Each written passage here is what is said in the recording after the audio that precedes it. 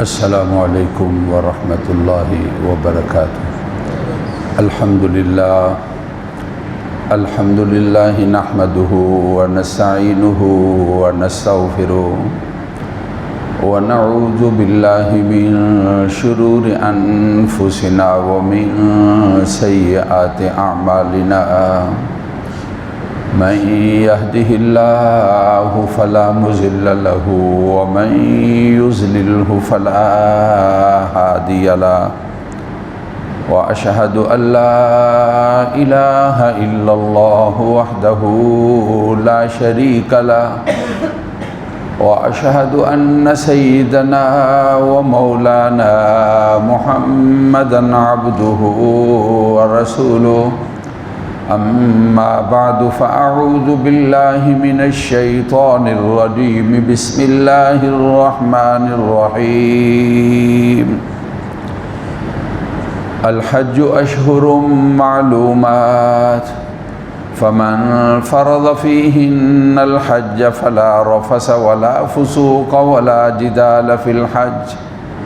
وما تفعلوا من خير يعلمه الله، وتزودوا فإن خير الزاد التقوى، واتقون يا أولي الألباب۔ ليس عليكم جناح أن تبتغوا فضلا من ربكم، فإذا أفضتم من عرفات فاذكروا الله عند المشعر الحرام، واذكروه كما هداكم وإن كنتم من قبله لمن الضالين، ثم أفيضوا من حيث أفاض الناس واستغفروا الله إن الله غفور رحيم۔ فإذا قضيتم مناسككم فاذكروا الله كذكركم آباءكم أو أشد ذكرا، فمن الناس من يقول ربنا آتنا في الدنيا وما له في الآخرة من خلاق، ومنهم من يقول ربنا آتنا في الدنيا حسنة وفي الآخرة حسنة وقنا عذاب النار، أولئك لهم نصيب مما كسبوا والله سريع الحساب۔ واذكروا الله في أيام معدودات، فمن تعجل في يومين فلا إثم عليه، ومن تأخر فلا إثم عليه لمن اتقى، واتقوا الله واعلموا أنكم إليه تحشرون۔ حج کے مہینے معلوم ہیں، جس نے فرض کیا اپنے لیے حج کو تو کوئی بے حیائی والا کام نہ کرے اور گناہ نہ کرے اور جھگڑا نہ کرے۔ حج میں جو تم نے کی کرتے ہو اللہ کی ذات جاننے والی ہے۔ زاد راہ لے لو، بہترین زاد راہ اللہ کا ڈر ہے۔ اے عقل والو مجھ سے ڈرو، کوئی تمہارے لیے گناہ نہیں کہ تم تلاش کرو اپنے رب کے فضل کو۔ جب لوٹتے ہو عرفات سے تو یاد کرو اپنے اللہ کو مشعر حرام کے پاس، جس طرح کہ تم تذکرہ کرتے ہو اپنے آباء و اجداد کا، اگرچہ اس سے پہلے تم بے خبر تھے۔ پھر لوٹو جہاں سے لوگ لوٹتے ہیں، معافی مانگو اپنے اللہ سے، بے شک اللہ تعالیٰ مغفرت فرمانے والے رحم فرمانے والے ہیں۔ پس جب تم مناسک حج کو ادا کر لو تو پس یاد کرو اللہ کو جس طرح کہ تم تذکرہ کرتے ہو اپنے آباء و اجداد کا، یا اس سے بھی زیادہ یاد کرنا۔ لوگوں میں وہ کہتا ہے کہ اے رب ہمارے دنیا ہمیں دی دیے اور اس کا آخرت میں حصہ نہیں۔ لوگوں میں سے وہ ہیں جو کہتے ہیں اے رب ہمارے ہمیں دنیا اچھی دے دیجیے اور ہمیں آخرت بھی اچھی دیجیے اور آگ کے عذاب سے بچا لیجیے۔ یہ وہ لوگ ہیں ان کا حصہ ہے جو کچھ انہوں نے کمایا، اللہ جلدی حساب لینے والے ہیں۔ یاد کرو اپنے اللہ تعالیٰ کو گنتی کے دنوں میں، بس جو 2 دنوں میں جلدی کرتا ہے تو اس پر کوئی گناہ نہیں، اور جو تاخیر کرتا ہے اس پر بھی کوئی گناہ نہیں جو ڈرنے والا ہے۔ اللہ سے ڈرو اور جان لو بے شک تم اس کے پاس جمع ہونے والے ہو۔ صدق اللہ العظیم وبلغنا رسولہ النبی الکریم۔ واجب صد احترام معزز سامعین، قرآن مجید فرقان حمید کی چند آیات مبارکہ تلاوت کی گئی۔ سورۃ بقرہ ہے، دوسرا پارہ ہے، سورت کا 25واں اور پارے کا یہ 9واں رکوع ہے، جس کی یہ آیات مبارکہ آپ نے تلاوت اور ترجمہ جو ہے یہ سنا ہے۔ اللہ تعالیٰ نے فرائض اسلام میں سے اہم ترین فریضہ جس کو حج کہا جاتا ہے، اس کے آداب کو اور اس کے احکامات کو تلاوت شدہ آیات مبارکہ کے اندر بیان کیا ہے۔ ہفتہ 10 دن سے فلائٹیں چل رہی ہیں، کچھ لوگ جدہ میں اتر رہے ہیں اور مکہ پہنچتے ہیں، اور بہت سارے لوگ مدینہ پاک میں پہنچتے ہیں، اور بہت سارے ایسے ہیں جنہوں نے 10 دن وہاں قیام کیا، اب وہ مکہ معظمہ کے اندر پہنچ چکے ہیں، اس انتظار کے اندر ہیں حج کے دن آئیں گے تو ہم نے حج کو ادا کرنا ہے۔ یہ ذی القعدہ کا مہینہ ہے، اس کے بعد جو مہینہ ہے وہ ذی الحجہ کا ہے، اور ذی الحجہ کی 8ویں، 9ویں، 10ویں، 11ویں اور 12ویں یہ 5 دن حج کے دن ہیں۔ ان دنوں کے اندر خاص جگہوں پر، یعنی منی میں اور عرفات میں اور مزدلفہ میں، پھر منی میں اور مکہ میں خاص جگہوں پر خار ارکان کی ادائیگی ہوتی ہے، اس کو حج کہا جاتا ہے۔ مسلمان اس چیز کی آرزو اور تمنا رکھتے ہیں، دنیا کے کسی خطے میں رہنے والے اور بسنے والے آرزو و تمنا ہے کبھی پر لگ جائیں کہ ہم مکہ میں پہنچ جائیں اور ہم مدینہ پاک میں پہنچ جائیں، اور ہم نے سفید رنگ کا لباس پہنا ہوا ہو اور ہمارے سر ننگے ہوں، اور پھر ہم اپنے اللہ تعالیٰ کی بڑائی کا تذکرہ کرتے ہوئے لبیک اللہم لبیک لبیک لا شریک لک لبیک ان الحمد والنعمت لک والملک لا شریک لک، ہم اس کی تلاوت کرتے ہوں اور ہماری حاضری ہو منی میں، اور ہماری حاضری ہو عرفات میں، اور ہمارا ٹھہرنا ہو مزدلفہ میں، اور پھر ہمارا پہنچنا ہو منی کے اندر، اور پھر وہ دن آئے کہ جب کہا جائے کہ اب تو طواف الوداع کر لیا اور واپسی ہے اپنے وطن کی، اپنے بال بچوں کے پاس، اپنے دوست احباب کے پاس، اپنے عزیز و اقربا کے پاس، اور اپنے وطن میں پہنچنا ہے حج کی ادائیگی اور فریضے کی ادائیگی کے بعد۔ کتنے خوش قسمت ہیں وہ لوگ جو اس فریضے کی ادائیگی کرنے والے ہیں۔ حج کا فریضہ نماز، روزہ اور زکوٰۃ حج سے ذرا مختلف ہے۔ کوئی آدمی دوسرے کی نماز ادا نہیں کر سکتا، اور کوئی آدمی دوسرے کا روزہ نہیں رکھ سکتا۔ یہ ہمارے ہاں معروف ہے کہ جی بیمار ہیں روزہ ہم رکھوا رہے ہیں۔ روزہ کسی کا نہیں رکھا جا سکتا، روزے کا فدیہ دیا جاتا ہے۔ اگر کسی آدمی کو جو فدیہ دیا جا رہا ہے روزے کا، اگر وہ غریب اور مسکین ہے اور بیمار ہے، وہ خود روزہ نہیں رکھ سکتا، اور اس نے اس فدیے سے دوائی کو لے لیا اور اس فدیے سے اپنے بچوں کی فیسوں کو ادا کر دیا، اور اس نے اس کے ساتھ روزہ نہیں رکھا ہے، اس کا فدیہ ادا ہو گیا۔ فدیہ غریب کو دینا ہے، یہ ضروری نہیں ہے کہ اس فدیے سے وہ روزہ رکھے، اور یہ ضروری نہیں ہے کہ وہ روزہ رکھنے والا بھی ہو۔ اگر وہ بیمار ہے اور مریض ہے یا عمر کے اس حصے میں پہنچا ہوا ہے اور اس کے لیے روزہ رکھنا نہیں ہے، تو اس آدمی کو بھی فدیہ ادا کیا جا سکتا ہے۔ تو میں کہہ رہا ہوں کہ یہ عبادات کوئی آدمی دوسرے کی جانب سے نہیں کر سکتا، لیکن عبادات میں سے ایک بڑی عبادت ہے جس کو حج کہا جاتا ہے۔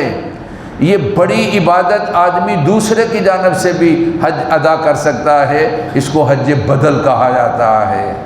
اس کا ایک مستقل باب ہے کہ جس کو حج بدل کہا جاتا ہے۔ جو حج ایک ایسا فریضہ ہے، رسول اللہ صلی اللہ علیہ وسلم نے فرمایا اللہ اس کے ساتھ 3 لوگوں کی مغفرت فرماتے ہیں۔ یوں کہہ لو اللہ اس کے بدلے میں حج کے فریضے کی ادائیگی کے ساتھ اللہ اس کے ساتھ 3 لوگوں کو جنت دیتے ہیں، حج ادا کرنے والا اور حج کا خرچہ کرنے والا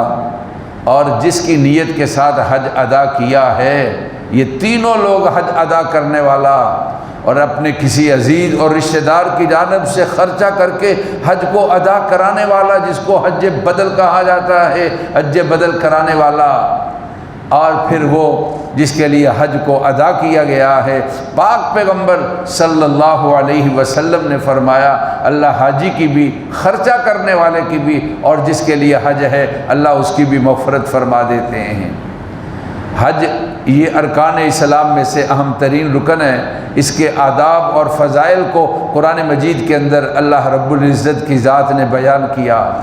نماز، روزہ، زکوٰۃ اور حج، روزے کے بارے میں قرآن میں یعنی اس کے مسائل اور احکامات کے بارے میں تھوڑا سا تذکرہ ہے، وگرنہ جس طرح حج کے بارے میں اللہ کی ذات نے قرآن مجید کے اندر تذکرہ کیا کہ یہ ادب ہے، یہ ادب ہے، یہ ادب ہے، یہ حکم ہے، قرآن مجید کے اندر اس طرح دیگر ارکان کے بارے میں اس طرح تذکرہ نہیں ہے۔ حج کا فریضہ، اس کے بارے میں رسول اللہ صلی اللہ علیہ وسلم نے اعلان کیا تھا کہ لوگوں مجھ سے حج کے مسائل سیکھ لو، شاید میری تمہارے ساتھ ملاقات بعد میں نہ ہو۔ اور حضرت ابراہیم نے اپنے اللہ تعالیٰ سے کہا تھا کہ وَأَرِنَا مَنَاسِكَنَا، اے ہمارے رب ہمیں حج کے احکامات بتا دیجئے اور سکھا دیجئے۔ حجاج کرام کے لیے بہت ضروری ہے کہ حج پر جاتے ہوئے حج کے جو ضروری مسائل ہیں ان مسائل کو سیکھ لیا رہا ہے۔ آدمی جاتا ہے لیکن پتہ نہیں کیا کچھ تیاری ہے، لیکن حج کی تیاری نہیں۔ حج کی تیاری یہ ہے کہ حج کے آداب اور احکامات اور اس کی جو ضروری چیزیں ہیں ان کو آدمی سیکھ لے۔ اتنی بڑی بڑی حجاج کرام جانے والے غلطیاں کرتے ہیں جس سے یوں پتہ چلتا ہے اس نے ایک محفل حج کے احکامات اور اس کے فضائل اور اس کے آداب اور اس کے طریقے کے لیے ایک محفل بھی اس نے اختیار نہیں کی اور کسی کو ٹائم نہیں دیا کہ میں سیکھ لوں کہ میں نے حج کو کس طرح ادا کرنا ہے اور میرا مکہ معظمہ میں جانا کس طرح ہوگا اور مدینہ پاک میں جانا کس طرح ہوگا اور پھر میری واپسی کا سفر اور پھر حج کے جو ایام ہیں میں نے ان ایام کو کس طریقے کے ساتھ جو ہے وہ گزارنا ہے۔ اب عجیب بات ہے، 2 دن پہلے کی بات ہے، میسج آیا کہ ایک فیملی نے یعنی ان کی عورتوں نے، فیملی کی عورتوں نے عمرے کی ادائیگی ہے، ظاہر ہے جو مدینہ پاک سے پہنچتے ہیں وہ عمرہ ادا کر رہے ہیں۔ عمرے کی ادائیگی کے لیے صفا و مروہ کے 7 چکر ہوتے ہیں، 6 چکر لگائے اور اس کے بعد بالوں کو کاٹ لیا، اور ان کو یہ بھی خبر نہیں تھی اور ان کو یہ بھی پتہ نہیں تھا کہ صفا اور مروہ کی جو صحیح ہے اس کے 7 چکر ہوتے ہیں، اس کے 6 چکر نہیں۔ میں عرض یہ کر رہا تھا کہ حج کے بارے میں اور حج کے احکامات کے بارے میں اور مسائل کے بارے میں جاننا چاہیے۔ آپ یہ کہیں گے حضرت ابھی آپ تذکرہ کر رہے ہیں، اب بھی لوگ اگر کوئی خرچ کرنا چاہے اور حج کے لیے جانا چاہے تو اب بھی سلسلہ موجود ہے اور لوگ اب بھی حج پر جا سکتے ہیں، اور اب بہت تاخیر نہیں ہوئی، تاخیر تو ہے لیکن بہت تاخیر نہیں ہے، اب بھی لوگ حج کے لیے نام لکھوا رہے ہیں اور لوگ جو ہے حج کی تیاری کے بارے میں جا رہے ہیں۔ میں یہ عرض کر رہا تھا کہ حج پر جانے والے لوگوں کے لیے چلو یار اگر ہم اس سفر میں اس سال نہیں جا رہے، ان کے تذکرے کے ساتھ ہم ان کے ساتھ تذکرہ کرتے ہوئے ہم ان کے ساتھ تو شریک ہو رہے ہیں، اور ہماری بات ان تک پہنچے گی تو ہماری بات کو جب پہنچے گی تو وہ ہمارے لیے دعاؤں میں حج کے سفر کے اندر اور مکہ پاک اور مدینہ پاک کے سفر کے اندر ہمیں وہ خاص طور پر دعاؤں کے اندر یاد رکھیں گے ہم نے یہ بات سنی تھی اور ہم نے یہ مسئلہ سنا تھا۔ مسائل حج کے ان کے جاننے کے علاوہ آداب حج جو ہے ان کو جاننا ہے۔ ایک چیز ذہن کے اندر بٹھا لو، دیکھو حج کا سلسلہ ہے، روزہ اور نماز کا سلسلہ ہے، زکوٰۃ کا سلسلہ ہے، نماز کی نیت، روزے کی نیت اور اسی طرح زکوٰۃ کی ادائیگی کی نیت کہیں آسانی کا تذکرہ نہیں ہے۔ لیکن بڑا حج کی نیت کیا ہے یا عمرے کی؟ اللہم انی ارید الحج فیسرہ لی وتقبلہ منی، اے میرے اللہ میں نے حج کا ارادہ کیا ہے، اس کو میرے لیے آسان کر دے۔ تو یہ دعا کے تذکرے کے اندر اشارہ کر دیا کہ حاجی اپنے آپ کو تیار کر، تو نے حج کا سفر کرنا ہے، حج کے سفر کے اندر تجھے ایک بہت بڑا وہاں مجمع ہوگا اور ایک بہت اہم فریضے کی تمہارے لیے ادائیگی ہے۔ اس ادائیگی کے موقع پر تمہیں کہیں مشقت اور تکلیف بھی آ سکتی ہے، اس لیے اپنے اللہ سے پہلے مانگ لے اللہم انی ارید الحج فیسرہ لی وتقبلہ منی، اے اللہ میں نے حج کا ارادہ کیا ہے، اس کو میرے لیے آسان کر دے، اور اے اللہ میں نے حج کا ارادہ کیا ہے، اس کو میری جانب سے قبول فرما لیجیے۔ اللہ تعالیٰ قدم قدم پر اس طرح راحت فرمائیں گے۔ اس سفر کے اندر خاص طور پر جس رکن کی ادائیگی کا سلسلہ ہے تو اپنے اللہ تعالیٰ سے دعا مانگیں اور دعا کے اندر یہ تذکرہ کریں کہ اے اللہ یہ مکہ کی طرف سفر ہے، میرے لیے سفر میں آسانی پیدا فرما دے۔ مدینہ پاک کی طرف سفر ہے، میرے لیے آسانی پیدا فرما دے۔ مینا کی طرف سفر ہے، اے اللہ میرے لیے آسانی پیدا فرما دے۔ عرفات کے لیے سفر ہے، اے اللہ میرے لیے آسانی پیدا فرما دے۔ اور مزدلفہ کے لیے سفر ہے، اے اللہ میرے لیے آسانی پیدا فرما دے۔ اور مینا اور مکہ کا سفر ہے، میرے لیے آسانی فرما دے۔ ہر موقع پر اپنے اللہ سے مانگو آسانی کو، اور پھر اس کے بعد اس سفر کو شروع کرو، اور پھر دیکھو کہ اللہ تعالیٰ کیسے آسانیوں کو جمع کرتا ہے اور کس طرح یہ پرمشقت حج والا سفر کتنا آسانی والا سفر جو ہے وہ ہو جاتا ہے۔ تو قرآن مجید کے اندر اللہ رب العزت کی ذات نے حج کے جو آداب اور احکامات کو بیان کیا ہے، ان میں سے ایک یہ چیز بیان فرمائی ولا جدال فی الحج، حاجی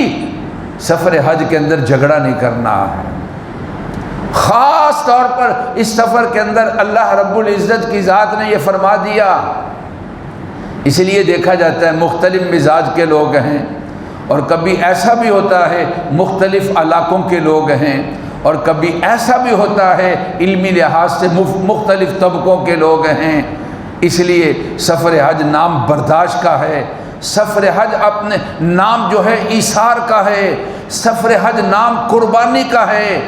ذرا خیال رکھنا ایسا نہ ہو کہ کہیں کسی جھگڑے کے اندر تو مبتلا ہو جائے، اور جھگڑے والی کیفیت اس کا تعلق زبان سے ہے اور اس کا تعلق عمل سے ہے۔ اپنے آپ کو ان چیزوں سے بچا لینا، اور ولا جدال فی الحج، اے حاجی اپنے سفر حج کے اندر جھگڑا نہیں کرنا ہے۔ چونکہ آگے قربانی کے دن بھی آ رہے ہیں، اور میرا خیال یہ ہے کہ ہم اس موضوع کو آج سمیٹنا چاہیں گے اور آگے پھر قربانی کا تذکرہ کریں گے۔ جو قرآن نے حج کا تذکرہ کیا، ایک چیز کو اللہ رب العزت کی ذات نے بار بار بیان کیا ہے۔ کیا؟ جو پہلی آیت مبارکہ تھی، یعنی جس کے اندر حج کے مسائل اور تذکرہ تھا، اور جب وہ آیت مبارکہ اپنے اختتام کو اس میں اللہ تعالیٰ نے کچھ مسائل بیان کیے۔ تمتع کرنے والا وہ قربانی کرے گا، اور اگر قربانی نہیں ہے تو روزے رکھے گا۔ اگر کوئی آدمی احرام باندھ لیا اور پھر اس کے بعد اس کے لیے رکاوٹ پیدا ہو گئی، اب وہ آگے نہیں سفر کر سکتا، تو اس کا طریقہ یہ ہے کہ ایک جانور قربانی کرے، اور یہ حدود حرم کے اندر ہو، اور پھر اس کے بعد اپنے سر کے بالوں کو مڈوا لے۔ قرآن مجید نے اس کا تذکرہ کیا۔ اور آخری آخر جب آیت کا آخری حصہ تھا تو پھر قرآن نے یہ ارشاد فرمایا واتقوا اللہ، لوگوں اپنے اللہ تعالیٰ سے ڈرنا ہے۔ آپ ذرا اندازہ لگائیں کہ چند آیات مبارکہ کے اندر اللہ تعالیٰ نے احکامات کو بیان کیا، اور یہ حکم اللہ تعالیٰ سے ڈرنے والا قرآن مجید اس کا بار بار تذکرہ ہے۔ اور یہاں فرمایا واتقوا اللہ، اپنے اللہ تعالیٰ سے ڈرو، وَاعْلَمُوا أَنَّ اللَّهَ شَدِيدُ الْعِقَابِ، جان لو اللہ تعالیٰ سخت سزا دینے والے ہیں۔ اور پھر آگے آداب حج کو بیان کیا تو آخر میں جا کر یہ کہا کہ اے حاجی جب تو سفر کر رہا ہے تو اپنے لیے زاد راہ بھی لے لو۔ کچھ لوگ ایسے تھے جنہوں نے اس سفر کو منگنے کا ذریعہ بنا لیا، ایسے ہی تھے اور نکل پڑتے، اور پھر پتہ چلتا کہ وہاں پر انہوں نے کہیں پر رومال ڈالا ہوا ہے اور مانگنے شروع کر گئے کہ ہمارے پاس سفر میں خرچہ نہیں ہے۔ تو قرآن نے ارشاد فرمایا وَتَزَوَّدُوا، زاد راہ لے لیا کرو۔ اور پھر زاد راہ کا جو تذکرہ ہوا تو پھر کہا کہ فَإِنَّ خَيْرَ الزَّادِ التَّقْوَىٰ، جو زاد راہ ہے ان میں سے سب سے بہترین چیز یہ ہے کہ سفر میں جس چیز کو اپنے ساتھ رکھنا ہے وہ اپنے اللہ تعالیٰ کا ڈر ہے۔ اللہ کا ڈر روکے گا کہ اپنے ساتھی جو ہے اس کی حق تلفی نہ کی جائے۔ اللہ کا ڈر روکے گا کہ آدمی ٹور آپریٹر جو ہے اس کے بارے میں کوئی زبان نہ چلائے۔ جب بھی ایسا موقع پیش آ جائے، غصہ، جھگڑا اور لڑائی اور ایسی چیز جو عدم برداشت والی ہے، تو یہ یاد رکھنا چاہیے اللہ تعالیٰ نے کہا تھا کہ حج پر جانے والے اپنے لیے راستے کا خرچہ جمع کر لو، اور پھر کہا تھا فَإِنَّ خَيْرَ الزَّادِ التَّقْوَىٰ، تیرے لیے بہترین جو زاد راہ ہے وہ اللہ تعالیٰ کا ڈر ہے اور خوف ہے۔ اگر ٹور آپریٹر نے اپنے معاہدے کی خلاف ورزی کی تو اس کو یہاں بھی اور وہاں بھی جواب دینا ہوگا، لیکن اس کا یہ مطلب نہیں ہے کہ تو اپنی زبان کو جس طرح چاہے چلاتا رہے اور جو چاہے غیبت کرتا رہے اور گالی اور گلوچ دیتا رہے اور بری باتیں کرتا رہے اور اس کی عزت پر اور اس کے عزت نفس پر تو حملہ کرتا رہے اور اس کی تذلیل کرتا رہے اور اس کے بارے میں مختلف چیزیں کرتا رہے۔ تم نے بھی یہ جواب دینا ہے فَإِنَّ خَيْرَ الزَّادِ التَّقْوَىٰ، تیرے لیے تقویٰ بہترین زاد ہے، اس کو اپنے لیے ساتھ رکھنا ہے۔ اور پھر آخر میں ارشاد فرمایا وَاتَّقُونِ يَا أُولِي الْأَلْبَابِ، عقل والو مجھ سے ڈرو۔ دو آیتیں ہیں، اس کے اندر 3 دفعہ اللہ تعالیٰ نے تقوی کا اور اللہ رب العزت کی ذات سے ڈرنے کا قرآن مجید نے جو ہے وہ بیان فرمایا ہے۔ آگے پھر اللہ تعالیٰ نے اس کا تذکرہ کیا اور مسائل حج کو بیان کیا ہے۔ مسائل حج کو بیان کرتے ہوئے جب یہ آیات مبارکہ آخر کے اندر آ گئی، کیا کہ 10ویں ذی الحجہ کو جب تم نے تینوں بڑے شیطان کو کنکریاں ماری اور پھر اس کے بعد تمہاری قربانی ہو گئی اور پھر اس کے بعد تم نے اپنے سر کے بالوں کو منڈوا لیا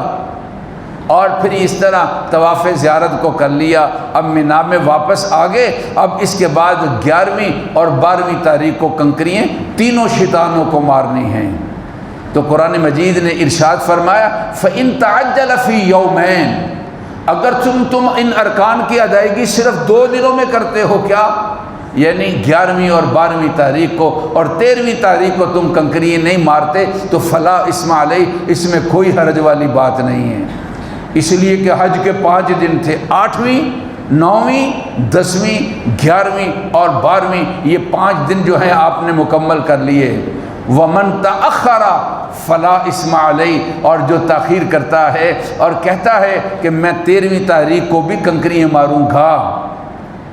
اگرچہ حکم نہیں لیکن اللہ کے نبی صلی اللہ علیہ وسلم مینا میں ٹھہرے تھے، 12ویں کی رات بھی مینا میں ٹھہرے تھے اور آپ نے 13ویں کو کنکریاں ماری تھیں، تو میں بھی 13ویں کو کنکریاں مارنا چاہتا ہوں۔ تو قرآن نے فرمایا وَمَن تَأَخَّرَ، جو تاخیر کرتا ہے یعنی 10ویں کے بعد تیسرے دن بھی کنکریاں مارتا ہے، فلا اسم علیہ، اس کے لیے بھی کوئی حرج والی بات نہیں۔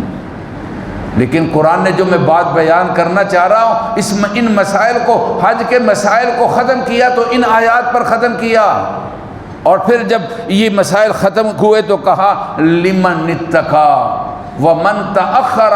فلا اسم علیہ لمن اتقا، جو تاخیر کرتا ہے یعنی 13ویں تاریخ کو بھی تینوں شیطانوں کو کنکریاں مارتا ہے تو یہ کوئی حرج والی بات نہیں، لیکن شرط یہ ہے کہ لمن اتقا، وہ اپنے اللہ تعالیٰ سے ڈرنے والا ہو۔ اور پھر جب ان مسائل اور احکامات کو اللہ رب العزت کی ذات نے ختم کیا تو کہا واتقوا اللہ، لوگوں اپنے اللہ تعالیٰ سے ڈرنا ہے۔ اب یہ نہیں کہ تم نے حج ادا کر لیا تو جو چاہے کرتے رہو، یہ ٹھیک ہے حج نے تمہارے گزشتہ گناہوں کو معاف کر دیا ہے، لیکن اے حاجی اس کا یہ مطلب نہیں ہے اب اس کے بعد جب تم حج سے واپس آئے ہو تو اس کے بعد بڑے بڑے گناہوں کا ارتکاب کرنے لگو اور یہ سمجھو کہ پہلے تو گناہ معاف ہو گئے، چلو اب نیا رجسٹر اور نیا کھاتہ جو ہے اس کو شروع کرتے ہیں۔ نہیں، واتقوا اللہ، اپنے اللہ تعالیٰ سے ڈرتے رہنا ہے اور یہ جان لو وَاعْلَمُوا أَنَّكُمْ إِلَيْهِ تُحْشَرُونَ، یہ جان لو بے شک اللہ کے حضور تمہاری پیشی ہوگی اور تم نے وہاں پر جمع ہونا ہے۔ یہ چند آیات مبارکہ ہیں، اس کے اندر قرآن مجید نے اپنے اللہ رب العزت کی ذات نے بار بار اپنی ذات سے ڈرنے کے بارے میں حکم دیا، اس لیے جس نے اس سفر کے اندر تقوی کو اپنا زاد راہ بنا لیا وہ اپنے کو گناہوں سے بچائے گا، اور جو حج کے سفر میں اپنے کو گناہوں سے بچائے گا وہ حج مبرور والا ہوگا۔ اور رسول اللہ صلی اللہ علیہ وسلم نے ارشاد فرمایا کہ جس کا حج مبرور ہے ایسا ہے جیسا کہ اس کی ماں نے اس کو جنا ہے، اللہ اس کے سارے گناہوں کو معاف فرما دیتے ہیں۔ وہ بڑے خوش قسمت لوگ ہیں جن کو اللہ کی ذات نے سعادت دی اور وہ سفر پر گئے اور سفر پر جانے والے ہیں، یا ان کا عزم ہے کہ اللہ تعالی ہمیں کسی طرح جلدی سے حج کے سفر پر لے جائے اور اس کے بارے میں کوشاں ہیں۔ اور پھر اللہ رب العزت کی ذات نے ساتھ ساتھ یہ کہہ دیا کہ ہماری ذات کو ہمیشہ یاد رکھنا ہے، اس لیے کہ حج کے سفر کے اندر جو ایسی ویسی باتیں ہو جاتی ہیں، عام حالات کے اندر ایسی ویسی باتیں نہیں ہوتی ہیں، اس لیے بار بار اپنے اللہ تعالیٰ سے ڈرتے رہنا چاہیے۔ اور ڈرنے کے بارے میں قرآن مجید کے اندر بھی اللہ رب العزت کی ذات نے بیان کیا ہے۔ حج کے سفر کے اندر بندہ اپنے وطن سے دور ہوتا ہے، گھر میں ایک رہنا سہنا ایک خاص طریقہ ہوتا ہے، اس طریقے سے انسان دور ہوتا ہے، اور پھر اس کے لیے چلنا پھرنا ہوتا ہے، جو عام آلات کے اندر انسان چلتا ہے اس سے زیادہ اس کو چلنا پھرنا ہوتا ہے۔ اور پھر وہ علاقہ ایسا بھی ہے کہ ہمارے اگرچہ ملک میں بہت گرمی ہے لیکن یہاں سے زیادہ وہ گرم ملک ہے، اور پھر آدمی وہاں متحد رہتا ہے، کبھی کڑتا ہے کہ انہوں نے ہمیں کیوں روک دیا، یہ راستہ چھوڑے، ہم سامنے اللہ کا گھر ہے ہم اس کے پاس چلے جائیں، لیکن ان کا ایک نظم ہے اور اس نظم کے تحت انہوں نے روکا ہوا ہوتا ہے، اور اس کی وجہ سے بڑی بڑی خرابیوں اور حادثات کا خطرہ ہوتا ہے اور اس کی وجہ سے وہ روکتے ہیں۔ تو پھر یہ انسان کو یاد رکھنا چاہیے کہ قرآن کے اندر ہم حجاج کرام ہم سن کر آئے تھے کہ اللہ تعالیٰ نے بار بار یہ کہا تھا واتقوا اللہ واتقون یا اولی الالباب، اللہ سے ڈرو، مجھ سے ڈرو، وَاعْلَمُوا أَنَّ اللَّهَ مَعَ الْمُتَّقِينَ۔ قرآن مجید نے ایک جگہ پر یہ کہہ دیا کہ جو اللہ سے ڈریں گے اللہ رب العزت کی ذات ان کے ساتھ ہوگی۔ سفر حج پر جو لوگ ہیں اللہ ان کے لیے آسانی پیدا فرمائے اور قبول فرمائے، مجھے بھی اور آپ کو بھی حرمین شریفین کی اللہ سعادت اور زیارت نصیب فرمائے۔ اور ربنا تقبل منا انک انت السمیع العلیم۔ سنتے آداب۔